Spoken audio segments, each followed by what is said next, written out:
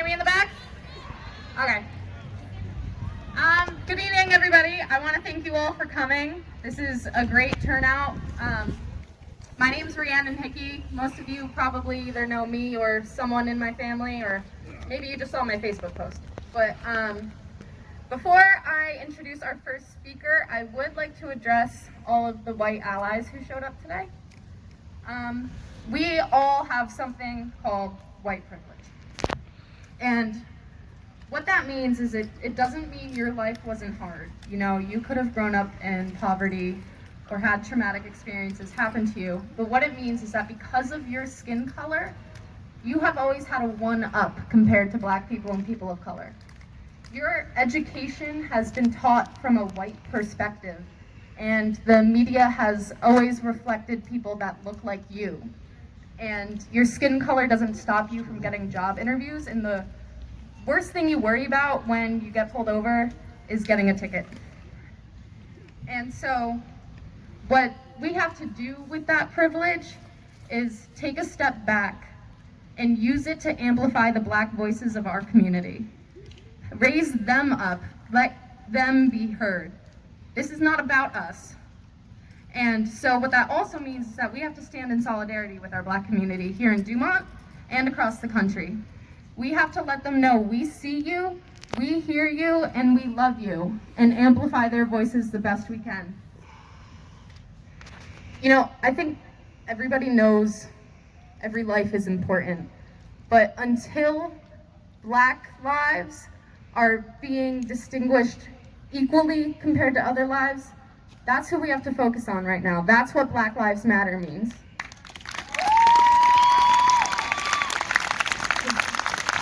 So I encourage you to keep learning. This is not the end. This is barely the beginning. Use your privilege to fight back injustice and uplift your black community. Our first speaker is Shania Vincent.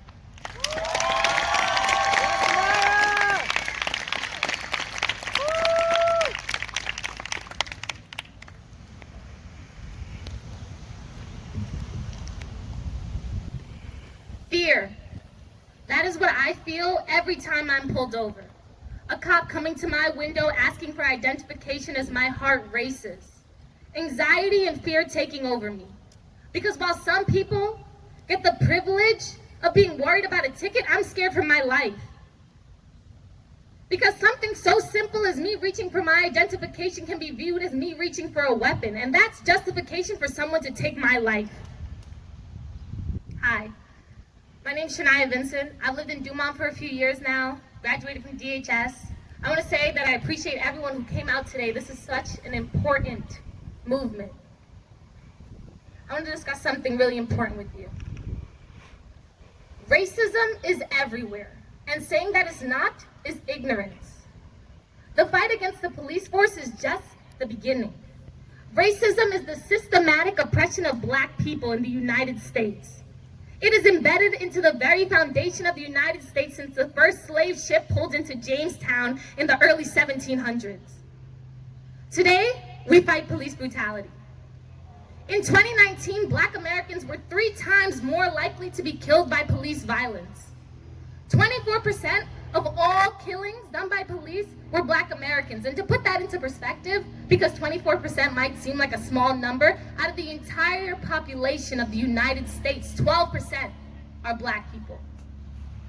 In 2018, 88% of police stops in New York City alone involved black or Latinx people, while only 10% involved white Americans. The Black Lives Matter movement works to dismantle racism in the police force. The force that was made and swore an oath to protect all of us, not just a few. However, Black Lives Matter works to fight racism throughout the United States on every front. Black Lives Matter is more than just an organization, it's a community. It empowers black people, gives them voices, makes them feel loved, gives them the opportunity to empower others in their community. Black Lives Matter works to establish the plain fact that black lives matter too. And while I believe, as they do, that all lives do matter, we're saying that black lives matter too. It's easy because throughout the United States' history, Black lives have not mattered too. Black people are underrepresented, marginalized, discriminated against on every day. In our very Constitution, a Black person was made 3/5 a person. If the Black Lives Matter movement still isn't making sense, I have a simple analogy. Imagine we're both homeowners. We're neighbors. I own a house and you own a house and we live right next to each other. We have everything that comes with houses, possessions, furnished, hoses, sprinklers. But today, my house is on fire. And while you can use your water, your hose, your sprinklers to water your lawn, I'm losing everything that matters to me. So while you might have dead grass or not be able to water your grass for a day, it would make the most sense that you take your facilities and put it towards my house because I'm losing everything that matters to me. That's what Black Lives Matter means. It is saying that Black people are literally on fire in the United States. The education system is against Black people. The health system is against them. The policing system is against them, and we all know the prison system is against them. Black women are 3 to 4 times more likely to die in childbirth. 42% of US employees have experienced or seen racism in the workplace. Black men in the United States receive 20% longer sentences than white men for the same exact crime. Racism is a problem. And while racism may not be as overt as the times of Martin Luther King Jr., it is still here and alive, even in our very Dumont. Yelling the N-word through the halls is racist. Calling the cops on Black people sitting in their car is racist. Accusing a Black person of not living in the neighborhood is racist. Mixing up 2 Black students' names when you get all the white students' names correct is racist. And this is not something I've made up. These are all things that I have experienced myself living in Dumont. And while you might think or justify to yourself that you're making the town safer because you're calling the cops on a bunch of Black kids sitting in a car, let me tell you that it hurts. And I need you to think to yourself, would you have done this if it was a bunch of white kids in a car? I think not. You have to understand that as a town, you're a predominantly white town. Understanding that means understanding that you have the chance, the privilege, to not be worried about this matter. You have the privilege to not care, to go home, to not be worried when your kid gets pulled over, to not be worried in your own apartment, to not be worried that somebody's gonna think you gave a counterfeit bill and then later lose your life because a cop has his knee on your neck. Black people do not have that privilege. I don't have that privilege. Black men, Black women, Black children do not have that privilege because we are fighting for our lives every single day in this United States. Silence is violence. You cannot be neutral about a topic when people could lose their life over it. I'm asking you as a town, as a community, to weaponize your privilege. Use that to help other Black people, because you have to understand that standing between me and an officer could save my life, because subconsciously, he thinks that your life matters more than mine. And while that's not okay, it could save my life. Like I've said, there's a problem in the United States. And there are lives on the line that we have to work to solve together.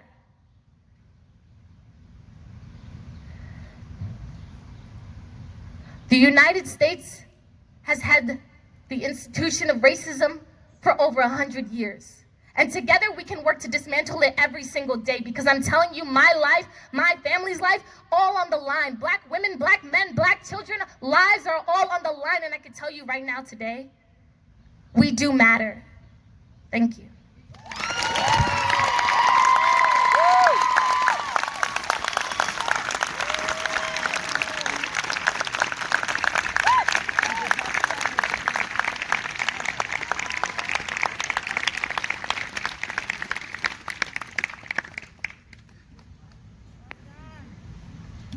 Hello, everyone. Can you hear me? My name's Chidima Anwadiwe. Most people call me Chi-Chi. A little bit about myself, I went to Selzer for elementary and middle school before going on to the high school, and now I go to college in New York. But I have a few words I would like to share with you guys, and I hope you all listen.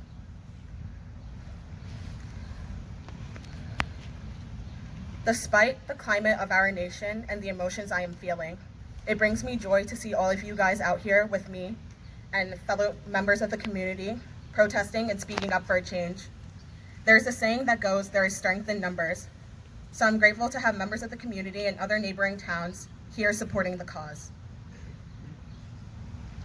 I am here to use my voice to ask you guys for help with ending police brutalization against Black people and the ending of systemic racism. I am currently 21 years old. I was a 20-year-old sophomore in college when I had my first Black professor.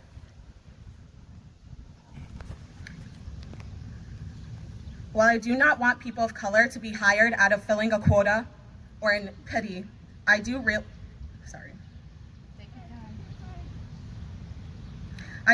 that the lack of representation in American schools has caused more damage than we even realized.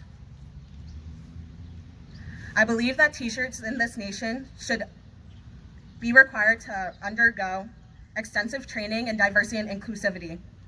I'm demanding for an extension of Black history teaching that goes far beyond MLK, Malcolm X, and Rosa Parks. I am demanding for a change in America, and we need to see it now. We need to see more allies who are willing to stick up for the Black lives that are being taken at an alarming rate in this nation. We need to see people who are willing to speak out against the injustices that my Black brothers and sisters are facing. And we need to see people who are going to advocate for the Black and brown lives that are being taken, because those people are tired of fighting the same fight they've been fighting alone for generations. And for those who disagree, I encourage you to stop calling your Black friend a friend, since you have chosen the side of the oppressor.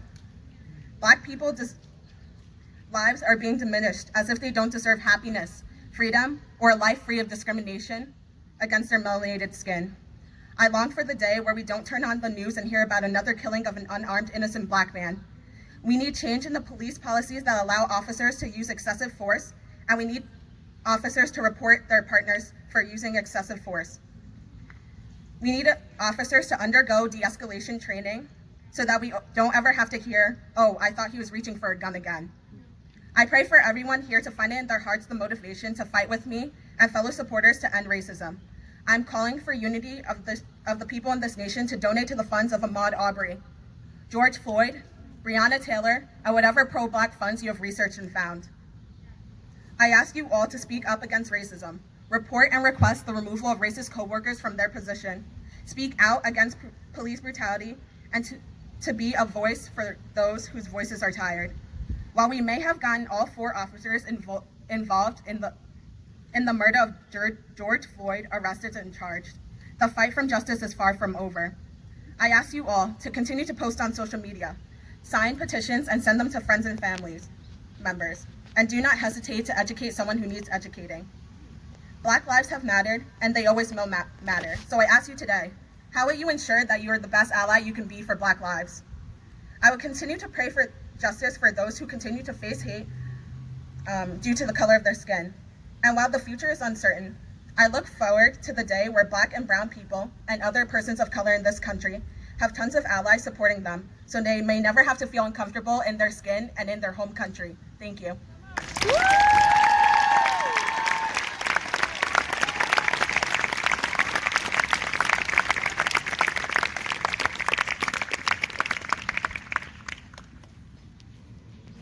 How y'all feeling today? Y'all feeling good?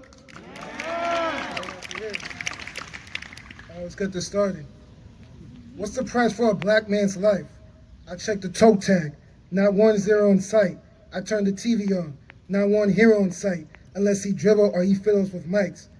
This was said by the great Jermaine Cole, a rapper from Fayetteville, North Carolina, that's been one of my biggest role models. But allow me to introduce myself to you. I go by the name of Stephen Kwesi Nkatia Shun, and I'll be speaking for the voiceless and oppressed today as a Christian Black man from Dumont, New Jersey, with my speech called Why. Why is it that since the day I was born, I've been seen as a threat, and I have a lower life expectancy than my peers, just because of my skin color? Why is it that I always feel like I have a target on my back? Why do I always feel more like a thing than an actual human being? I feel like my life's value is that of a car's. As we all know, when you get a new car from a dealership, its price depreciates once it leaves the lot. That's similar to how I feel whenever I leave my house. I feel like I'm always in danger of being profiled, discriminated against, or even murdered, and therefore my life expectancy automatically decreases with each hour that I'm out of my safe haven. Why is it such a crime to be black in America? Why does it seem like every day I'm seeing my brothers and sisters' souls being torn apart because of the fact that another one of us has been murdered, tortured, abused due to senseless ignorance, recklessness, and hatred? Why does it seem like these people, and when I say these people, you know who you are. I'm talking about those that feel like they're superior to me. They feel like I'm inferior, and their hearts are filled with hatred. I'm talking about those that built this broken justice system. I'm talking about those that don't really want equality, but want America to be quote unquote great again. Why are those people never punished for their sins and always rewarded with a free life, while we just get another loved one immortalized on a t-shirt instead of justice? Why are you so afraid of us? You guys have the backing of the biggest global power, being the government, protecting y'all. Y'all the majority. Y'all have privileges that we can never dream of, but y'all still see us as a threat. And when we try to change the narrative that you gave us by being college-educated doctors, lawyers, teachers, y'all still don't approve of us. We could be working as a reporter on one of the major global media outlets doing our job, and you'll still see us as a threat and arrest us. But regardless of all this hate and all this injustice, I still choose to love. Now, even though this is a hard pill to swallow for most, because we're angry, we want justice, we want revenge, it's not a popular answer or solution by far, but it's the right one. It's not going to be all kumbaya, sunshine, and roses. Even Jesus said, in this life, we're going to have trouble, but take heart, because he has conquered the world. He also tells us to give the power of revenge to him, and only him, because it belongs to him. I feel like this is what we should be doing, and I'm seeing that every time I go on my phone, every time I turn on the TV and watch the news, like I'm an African parent. I'm seeing love expressed by people from all nations. I'm seeing it through your encouragement and your persistence and perseverance in this fight for this cause. I'm seeing it on social media, where people are using their platforms to not only educate others, but also to share their voice as well. This is love, and this love has been so powerful for me that it's inspired me to step out and talk to y'all. If you know me, you know I'm not much of a talker. I'm that shy guy in the back of the class. I'm pretty much the opposite of my little brother. For those who don't know us, let me give you a better picture. I'm more like Kawhi Leonard, and he's more like Russell Westbrook. But this love has pushed me to come out of my comfort zone and use my voice, because my voice is important too, especially for those who don't have one. It's everyone's duty to speak up for the poor and hopeless and see that they get justice. So I encourage everyone, let's continue to fight this hatred with our protesting, with our praying, gaining God's word, letting him order our steps, and also education. Education is key. I myself need to educate myself more on the word and my black history, because if I don't know where I'm coming from, where will I go? How will I be able to teach the next generations? How will I be able to teach my own kids?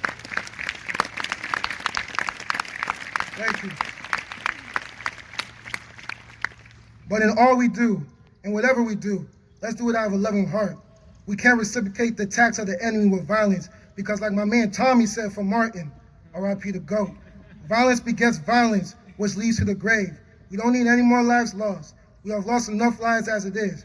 We need everyone we can have to fight this fight. And besides, if we answer this thing with violence, people from the distance won't be able to tell who is who. So I leave with this. What side of history will you be on? Because 20 years from now, there will be a chapter in our children's history textbooks labeled 2020. And they're going to be asking us dads, moms, grandmas, grandpas, what did you do in this? And when my kids ask me anything at all, I'm going to give them an honest and transparent answer. But I want to give them an answer that I'm proud of. At the end of the day, Black lives matter. And when I say that, I don't mean that other lives don't matter or I'm targeting a specific race. No, I understand that all lives matter are important, but Black lives matter too. And it seems like the world forgets that with these senseless deaths of George Floyd, Breonna Taylor, and many more. Saying Black lives matter is similar to the songs we sing.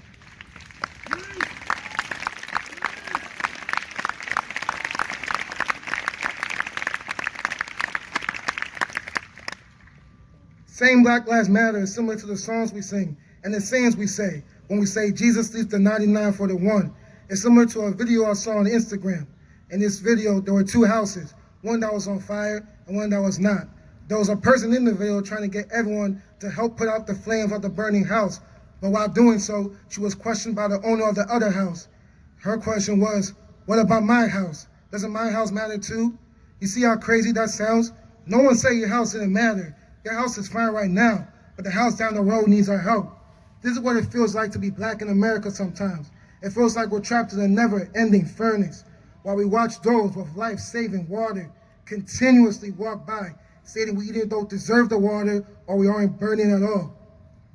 So I thank you, everyone, for stepping out of your comfort zones, for protesting, for educating, for donating, for using your platforms and privileges. I thank you. I don't care who you are. You could be Black, white, Asian, Hispanic. I care about your sex. You could be Muslim, Christian, tall, short, a Mets fan or a Yankee fan.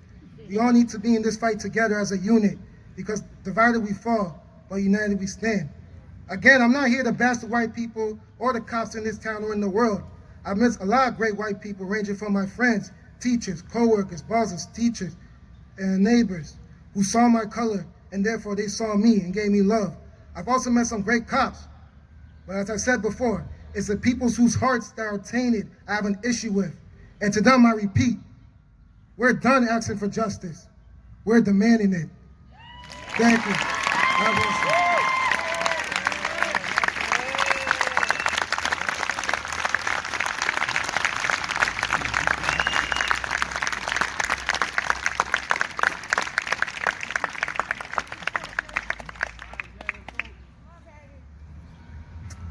It's hard to go after that. My all, though. I'm gonna give it a try. Come on, Russell. We all got names. I got you, my fault. I said we all got names. All my fellow African American brothers and sisters, my kings and queens, we all have names. Sandra Bland had a name. Dr. Martin Luther King had a name. Breonna Taylor had a name. George Floyd had a name. And I have a name. My name is James Ashton. But to the others, and they know who they are when I say the others, that name doesn't matter. All they see is a threat. A person who is such a danger to society that doesn't matter how old he or she may be. All that matters is that that threat is neutralized in any way possible. And when will this end? We haven't been dealing with this kind of insanity for a day, not a couple weeks, not a year, nah, man. But centuries upon centuries of constant oppression, and for the simple reason of we are Black. You know, I'm tired of seeing future doctors being slaughtered for the color of their skin. I'm tired of seeing my favorite athletes be racially abused and harassed for the color of their skin. I'm tired of hearing stories of how African-American man was murdered because the police thought he had a gun in his hand when it turns out it was just his phone. I'm simply just tired. But as tired as I am, I know we can't give up. Notice how I said we can't give up. And when I say we, I don't mean just my fellow African-American brothers and sisters, nah. I mean anyone who acknowledges the issue at hand and realizes that it's a problem that needs to be solved. Because if we're all fighting for the right cause, that means we are one. Despite what color you may be, we are one. For if we give up, then the battle has already been lost. If we give up now, the future is lost. Your future son, future daughter, they will forever be in the shadows. A lonely voice that will never be heard of, and simply for the fact that he or she is Black. If we give up now, all the work that our former mentors did for us, that will all be for nothing. And those men and women didn't do what they did to die for nothing. You know, my brother, you know, he just said something before that, I mean, he told me before when we were going over our speeches with each other, he said it to me, but when he said it, it's been in my head for ever since he said it, basically. He said, I will not lie to my future daughter or son. You know, whatever I did in my life, I'm gonna tell them the truth. But whatever truth I want to tell them, I want it to be a truth that I'm proud of. Y'all want to be able to say that you stood up for what you believed in, and never back down even when you got knocked down multiple times? Or do you want to have to live with the shame of saying you did nothing and watch from the blinds? You know, it's during these times that people's true colors will start to come out. It's during these times that you really find out who you are as a person and what your core values are. For me, I want to be able to say that I went through the storm instead of hiding under the cover. I want to say that despite how hot it was outside, I went through that desert instead of hiding under the shade. And I hope for some, if not everyone, I hope y'all feel the same way too. At the end of the day, Black Lives Matter. And notice how I don't say only Black Lives Matter. We know all life matter. We just need help bringing to light how Black lives truly do matter, just as much as any other life. And it's the same thing for cops. Not every single cop in this world is bad. I know that. I got friends whose fathers just so happen to be cops, and they've done so much in my life, got me out of a lot of trouble, and it just wouldn't sit right with my soul if I decided to say, all cops are corrupt, when I know that just isn't true. Because at the end of the day, there are brave men and women who do wear that badge with honor and do everything they can to make their community a safe haven for civilians to reside in. And some of them do it in the right way. But at the same time, I want people to be so negligent to the fact that there are rotten apples in that stash. And it's those rotten apples that need to be put in their place and held responsible for the crimes they have committed. Actions that don't just involve, losing your job or demotion or cutting pay. Nah, there needs to be consequences, like real consequences. We right now are at the beginning of the tunnel. The light at the end of the tunnel that we are so desperately fighting to reach is looking really dim right now. It's almost dark, basically, I'm not gonna lie. But I believe if we keep spreading awareness with the social media platforms that we have, keep spreading the wisdom to others who may lack it on this issue, and keep on fighting to the very end for what's right, we will reach that light and be able to walk out this tunnel hand in hand, arm in arm, and be able to look back and be proud of how far we have come. The African American race doesn't want to feel superior to any other race. Maybe I'm just speaking for myself, but I don't want to feel superior to any other race. I'm not above any other man, but I'm equal. And I just want my voice to be heard. Because, these corrupt people, they be trying to do a lot. They're killing us in the streets, beating us down. But one thing that I've learned is that no gun that man make can kill your soul. Our voices will be heard, and they're gonna be forever known. Thank you.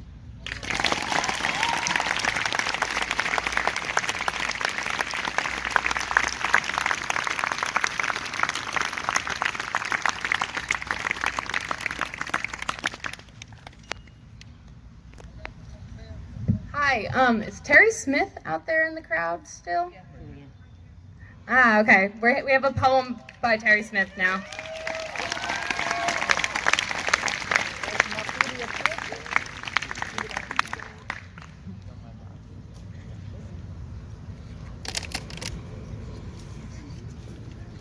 Hello, I want to just say that I'm overwhelmed by the sense of community here. Thank you for receiving Garden State at the church. I moved to Dumont in 2004, where my older two were the only two African American kids in their K-8 school, and in addition to one Dominican little girl. It's been tough. And with the George Floyd movement, my older two have had a hard time, and my son has told me more than I knew, time after time, how he was called the N-word and didn't let me know. So it sparked conversation with us, and it's something that we will continue to work out. But thank you so much. I feel a lot of love here. So I was compelled, I write poetry, and on Friday, I wrote two things, if you would just give me a few minutes. So this is entitled Breathe. Why can't I breathe when breathing is a given? It means life, vitality, wellness, and is a gift from God. I can and should breathe because I'm God's creation, a living being with a heart, a conscience, a soul. When can I breathe? Is it when man decides? Wait, I thought I said God gave me my breath, and it's my right to be able to inhale and exhale. I can and should be able to continue breathing, just as you can and do, without one thought about it. But what a perplexing disparity. You can and should be able to, just as I can and should be able to, or can I? Where can I breathe? Where man says I can or can't? Is it safe anywhere? For me to use my God-given right to naturally, passively breathe or deeply take a breath in as if it were my last. And could it be my last? Wow, who would have thought? The very things we often take for granted and assume just are. Being, existing, thriving, doing the best we can on any given day for what? To be compromised in function, in movement, gasping, pleading, begging, crying out, desperately for the opportunity and permission to continue breathing. But isn't God in charge of that? Man has taken on the persona of an indestructible, invincible force. But watch it now. I can't breathe, not because I'm sick or ailing. I lay at the mercy of them, multiplied, united, and reinforced by ignorance and full knowledge of what is going on, holding on to their false sense of entitlement and power, while watchers on gasp and sigh and cry out, stop! He can't breathe. We can't breathe. Won't someone, a single soul who knows better, stop it? Witnessing a murder unto a motionless man, someone's son, brother, father, child of God, crying for his mama. How can I get my God-given breath back to my rightful possession? By taking every opportunity to expose, to inform, to educate those who know and don't know any better. Thank God for another chance after chance to get closer to getting it right. In the dark, eyes covered, lying next to one another, bleeding the same blood, feeling hurt and pain in like manner, having a heart equally capable of being open and inviting and loving and forgiving. God gives us free will and the awesome ability to reflect and own our mistakes and misguided thoughts. He allows us to see things with new eyes and a clean heart. He forgives. Just inhale and exhale. Don't ever take that for granted. God bless us all. And the last, thank you, is a short poem. This is called Wherever You Go. Remove the clothes and title and such, what lies beneath the mucky muck. Layers peeled back, as raw as can be. In the mirror as you gaze, who do you see? Are you the same everywhere you go? When you see folk, do they really know the real deal? Energy cloak or badge of steel? No certificate, trophy, or master's degree, just bare and naked and free.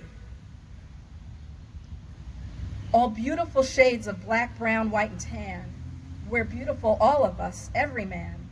Our differences and unique qualities abound, and every time I turn around, hatred towards others, probably of self too, is in my face and all over the news. Let's put a stop now to generational lies of inequality and entitlement in disguise. History repeats MLK's words crystal clear. We say we'll do better year after year. Be true to you and be transparent so we know who you are wherever you go. Thank you.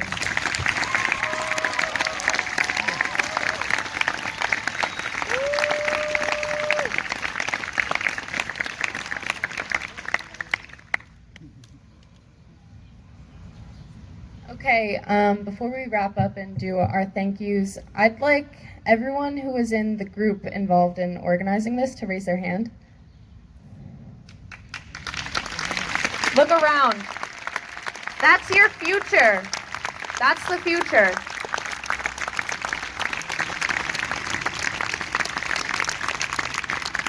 A bunch of young kids with an idea of how to implement change in a small town. It's the first step, so thank you to everyone who helped organize this. I'd also like to thank Mayor LaBruno for giving us his full support for this entire event. I'd like to thank Vantage Health for supplying us their power and setting up masks and water. in the DPW for setting up the speakers for us, and of course our speakers who all had words that really, really moved us. So thank you guys. If you'd like to stay up to date on what's going to be happening next, at BLM Dumont on Instagram, Twitter, and Facebook. This is not the end. All right. Thank you, guys.